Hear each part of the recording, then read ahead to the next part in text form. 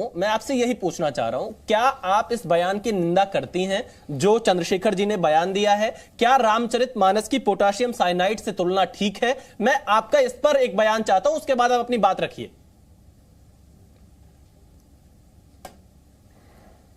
विशाल जी, मैं अपनी पार्टी की बातों को रखने के लिए बाध्य हूं। अगर कोई भी व्यक्ति अगर अपने पर्सनल इंटरेस्ट पे अगर किसी विषय पे बोल रहा है तो मुझे नहीं लगता है कि मैं उस विषय पे बोलने के लिए बाध्य हूं। और मैं आपकी पार्टी में नहीं है चंद्रशेखर जी, ऑथराइज प्रवक्ता होने के नाते मैं आपके सामने ये बोलना चाहती हूं कि राष्ट्रीय जनता दल या इंडिया गठबंधन का कोई दल हो, वो हर एक धर्म, हर एक जात और हर एक तबके के लोगों को सम्मान देना जानते हैं।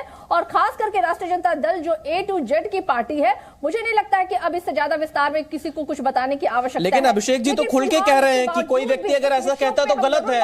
सारिका जी, अभिषेक जी जो आपके सहयोगी हैं, बिहार में सरकार जिनकी मदद से चल रही है, और इसके अलावा जो इंडिया गठबंधन के सदस्य भी हैं, वो तो कह रहे हैं गलत हुआ है। आप खुलकर कहने में क्यों हिचकिचा रही हैं? मैं उनसे पूछना चाहूंगी। नहीं विशाल जी, आप मुझे बोलने का मौका दीजिए। आप प्रश्न पूरा मौका दे रहा हूं आपको सारिका जी। मैं उन लोगों को बताना चाहती हूं विशाल जी कि जो मंदिर का उद्घाटन आने वाले जनवरी महीने में होने वाला है, और आज हमारे देश की महामहिम जो एक महिला है और एक आदिवासी समाज से आती है, क्या ये उनके हाथों उस महिला का उद्घाटन करवाएंगे? अगर वो सब धर्मों में और सब जातों में विश्वास रखने वाले लोग हैं, कतई नहीं करवाएंगे। जब राम मंदिर की नींव पड़ी थी तो उस वक्त हमारे देश के महामहिम जो एक दलित समुदाय से आते थे, उनको तो वहां उन्होंने बुलाया तक नहीं, आमंत्रित नहीं किया। तो ये जो है ना भारतीय जनता पार्टी का असल चेहरा है, जो राजनीतिक मंचों से हनुमान और राम के जैसे शब्दों को लोगों को से भेद भुलावा करते हैं, लोगों को बरगलाने की कोशिश करते हैं, धर्म और जात के नाम पे भरमाने की कोशिश करते हैं। क्या किसी राजनीतिक मंच पे देवी देवताओं का नाम लेना क्या सही है? कतई सही नहीं है। और हमने देखा कि किस तरीके से कर्नाटक में भगवान महावीर ने इनको अपने गदा से धराशाही किया, और आने वाले समय में 2024 में जो ये लोग राम के नाम पे, सनातन के नाम पे, हिंदुत्व के नाम पे लोगों को बरगला रहे हैं, देश में नफरत। मैं जवाब लेता हूं सारिका जी, लेकिन उससे पहले मैं A.K. वाजपेयी जी से जवाब लूंगा। सारिका जी, आपने जो सवाल उठाए मैं उसका जवाब A.K. वाजपेयी जी से लूंगा, लेकिन क्योंकि मैं अयोध्या के मुद्दे को बहुत कवर करता रहा हूं, मुझे इस बात की जानकारी है कि जब 9 नवंबर 1989 को शिला पूजन किया गया तो कामेश्वर चौपाल जी के हाथों किया गया। इसके अलावा जब राम मंदिर का भूमि पूजन हो रहा था 5 अगस्त को, तो वहां पर भी कामेश्वर चौपाल मौजूद थे, जो कि शायद आपके बिहार से। अगर मैं गलत हूं तो आप मुझे सही कर सकते हैं। मैं A.K. वाजपेयी जी का एक प्रतिक्रिया लेता हूं। A.K. वाजपेयी जी बहुत सारे सवाल उठा रही हैं सारिका पासवान जी। सारिका पासवान जी से पूछो कि नीतीश कुमार जो मुख्यमंत्री है, उनकी कैबिनेट का हिस्सा है आपके शिक्षा मंत्री, क्या बयान है नीतीश बाबू ने, क्या कार्रवाई की, क्या एक्शन लिया? ये कोई छोटी मोटी बात नहीं है कि व्यक्तिगत बयान देने से आप लोग छूट जाएंगे। ये पूरे धर्म पे, पूरे ग्रंथ पे, हिंदू ग्रंथ पे अटैक है। और खाली आपकी बात नहीं है, इंडिया गठबंधन जो आपका इंडिया गठबंधन जो भी है, उसके अलग अलग पार्टियों के अलग अलग नेता, जिम्मेवार लोग जो बयान दे रहे हैं, वो खड़गे साहब के सुपुत्र साहब। एक सेकंड सारिका जी देखिए, आपके बीच में किसी ने नहीं बोला, मैं आपको दोबारा मौका दूंगा। एक एक कर हाँ जवाब दीजिए ना आप सब। तो लोग अभी वाजपेयी जी की बारी है, मैं आपके पास फिर आऊंगा। मैं आपकी प्रतिक्रिया दोबारा लूंगा कि खाली नीतीश बाबू की पार्टी नहीं है, गठबंधन जो इनका है, उनकी अक्सर पार्टियों से इस तरह के बयान जानबूझ के आ रहे हैं। सवाल इस बात का है, सवाल ये है कि खड़गे साहब के जो सुपुत्र हैं वो भी बयान देंगे, उधर ए राजा बयान देंगे, उधर वो कहेंगे उन्मूलन करना है सनातन धर्म का, मतलब जेनोसाइड करना है। कहां ले जा रहे हो, कहां दंगे भड़का रहे हैं आपने? क्या हो गया है? मतलब वो सत्ता पाने के लिए आप किसी भी सीमा तक पारने को तैयार हैं क्या? एक तरफ आप लोकतंत्र की दुआई देंगे, एक तरफ संविधान की दुआई देंगे। संविधान का कौन सा हिस्सा आपको इजाजत देता है कि आप दूसरे धर्मों का क्रिटिसाइज करें, कुठाराघात करें या आप शब्द इस्तेमाल करें? हाँ, हर धर्म को आजादी है अपने धर्म को प्रचार प्रसार करने की, लेकिन ये तो अपराध है, हेट स्पीच है। सुप्रीम कोर्ट ने 23 अप्रैल को अभी रिसेंटली 2023 में सुओ मोटो खुद संज्ञान लिया, और उन्होंने कहा कि हर राज्य की सरकार जिम्मेवार है इस बात के लिए कि सुओ मोटो FIR करेंगी। FIR के लिए कंप्लेनेंट की वेट नहीं करेंगी, खुद पुलिस वाले लॉन्च करेंगे। क्यों नहीं नीतीश की सरकार करेगी? क्यों नहीं तमिलनाडु की सरकार करेगी? क्यों नहीं कर्नाटक की सरकार करेगी? कैसे, मतलब ये दोहरा चरित्र जनता देख नहीं रही आपका क्या? बिल्कुल, इसका जवाब तो देना होगा। बिल्कुल। मैं अभिषेक झा जी के से अगला सवाल लेता हूं। जेडीयू के प्रवक्ता हमारे साथ जुड़े हैं।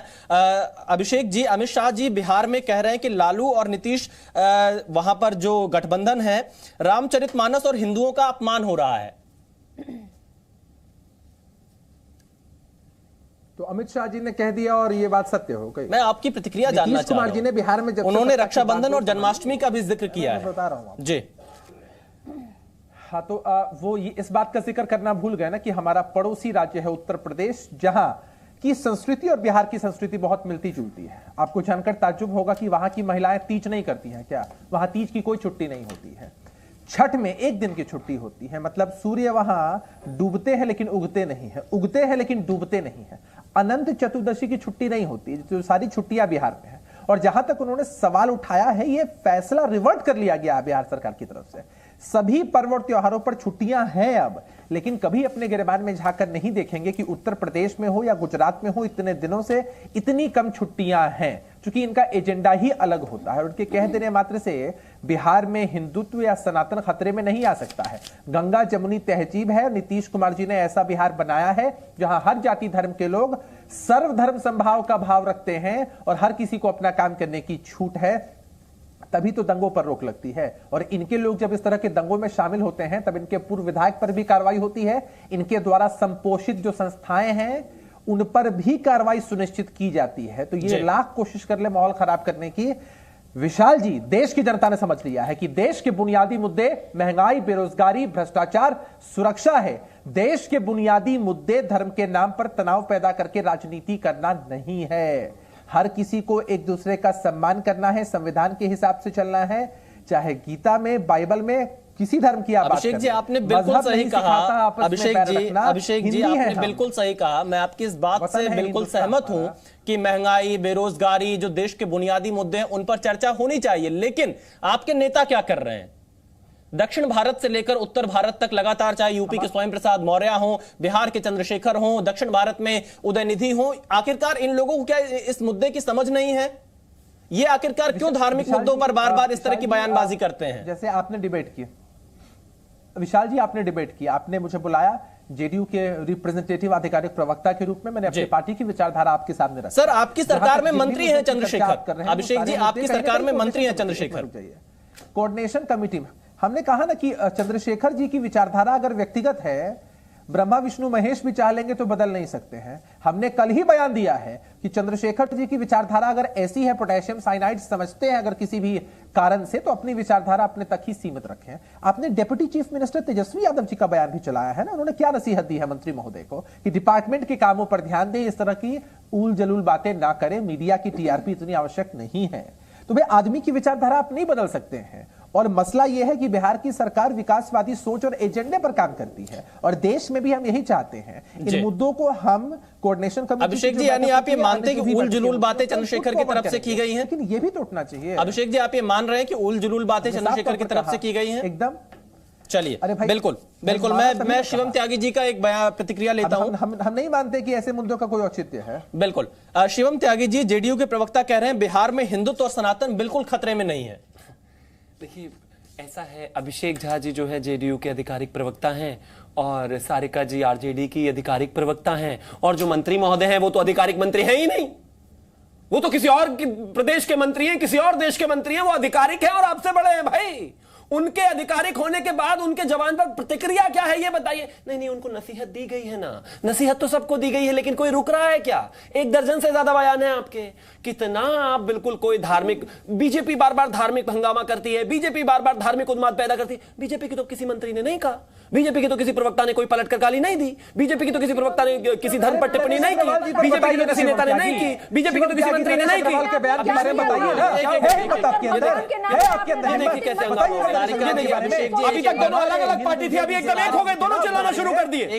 सारिका जी, अभिषेक जी, देखिए आपके बीच में कोई नहीं बोला। शिवम त्यागी जी को बात करने दीजिए।